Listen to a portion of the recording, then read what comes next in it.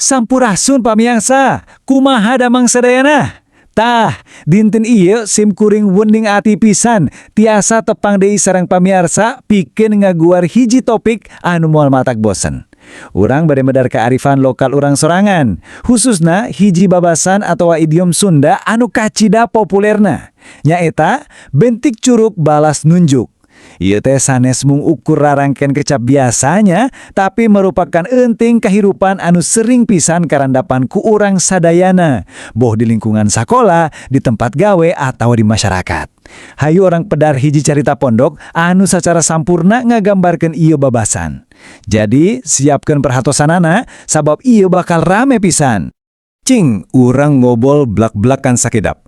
Pamirsa kantos teu ngalaman hiji keayaan, misalna nuju di damel kelompok atawa gotong royong. Urang teh nuju ripuh kesangan ngarengseken pagawean, aya we hiji jalma digigireun anu nganukur tiasa nyarios, cing, kabelah dinya saeutik, tahan ieu bersihkeun. Tapi leungeun nama bersih teu daek ngoprek pisan. Pasti mata keheul pan. Karakter jalma anu sapertos gitu teh geuning geus diulik ku karuhun urang ti jaman baheula. Nepikeun ka dijiwin hiji babasan khusus keur nyindiranana. Naon atuh sabenerna harti tina bentik curug balas nunjuk teh? Numutkeun catatan sumber nu keur urang pedar ayeuna, hartina jelas pisan, nyaeta ngan paparentah bae teu daek migawe sorangan. Mun dipikir-pikir deui, kecap bentik curug teh hartina curug anu ngalengkung. Cobi we emutan, kunaon bisa nepikeun ka ngalengkung? Nyaku sabab balas nunjuk. Teuing ku sering dipake tutunjuk marentah batur nepikeun ka wangun curug nage robah. Ieu teh gaya basa hiperbola anu luar biasa cerdasna ti urang Sunda baheula pikeun ngagambarkeun jalma anu embung ripuh tapi hayang katingali boga wibawa ku cara marentah wungkul. Tah, sangkan leuwih eces kumaha ieu babasan dipake, hayu urang asup kana carita aslina. Di dieu urang diwanohkeun ka tilu tokoh utama, aya Siin, Amen, sareng Wana. Aranjeunna tiluan teh damal babarengan salaku bujang atawa pegawe di bumina tuan doktor. Perlu dicatat posisina sarua, darajat pegaweanana sarua, teu aya nu janten dunungan di antara maranehna. Tiluanana teh aya di handapeun parentah nu sami ti tuan doktor. Posisi anu sarua ieu mangrupa kunci anu penting pisan pamiarsa pikeun urang ngartos kana sengketa anu bakal kajadian sakedap deui. Dina hiji poe, tuan doktor teh masihan pancen ka ieu tilu bujang. Aranjeunna diparentah ngabersihan kebon. Tapi pamiarsa, ieu teh sanes ngabersihan kebon anu sakedap rengse. Ieu pagawean berat nu butuh tenaga bedas. Cobi dangukeun daftar pancena. Kahiji, jukut-cukutna kudu dikored. Kadua, susukanana kudu dijeroan. Bayangkeun, ieu hartina kudu turun kana solokan ngagali letak sangkan caina lancar. Katilu, runtahna kudu disapuan. Sareng kaopat, kudu ngagemuk tangkal nu geus tepati lebet buahnya. Daftar pagawean sakitu lobana teh tangtu merlukan gotong royong jeung babagi tugas anu adil ambe gancang beres. Teu bisa ieu mah dipigawe ku saurang atawa duaan bari santai-santai. Di dieu pisan katingali bentenna kalakuan maranehna nalika nyang hareupan eta pancen berat teh. Amen jeung Wana mah garet tol pisan digawena. Pastina maranehna nu turun kana susukan, nu ngoret jukut, bari kesang ngucur ti luhur nepi ka handap. Tapi, ari Siin kumaha? Siin mah kalah kamelit atawa hoream.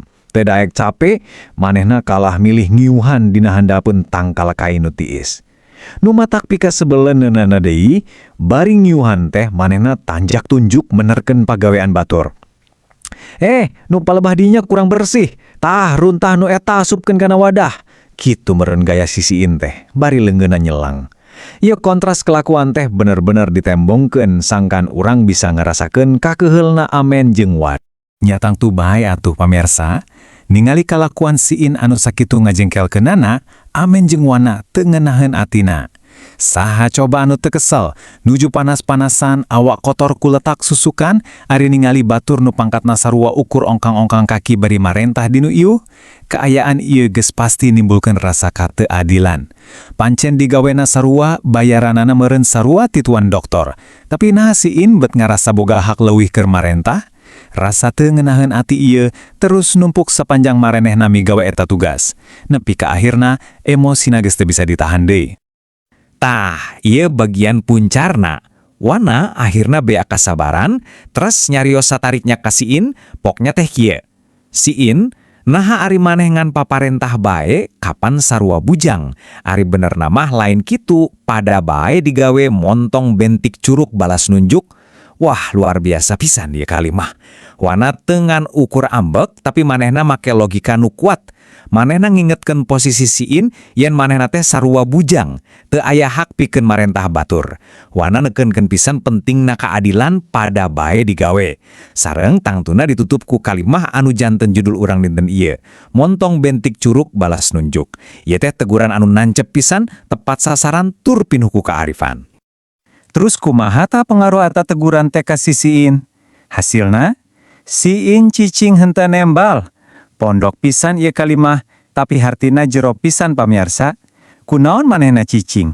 Nya sabab manehna sadar yen naon anu diomongkeun ku wana teh 100% leres.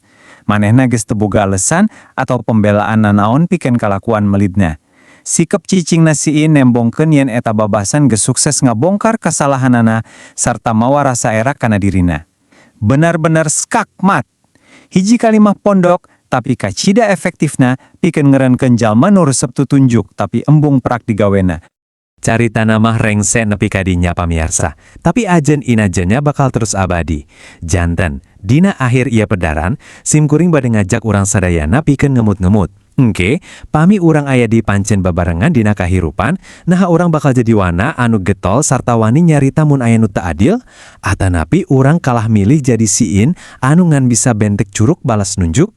Saring cobi emutan, di zaman kiwari teh naha masih loba jalma model Siin, naha ku sabab ego, atanapi ngerasa pangpinterna, patarosan ieu manggawe emutan kanggo janten bahan lanyepanan urang sadayana.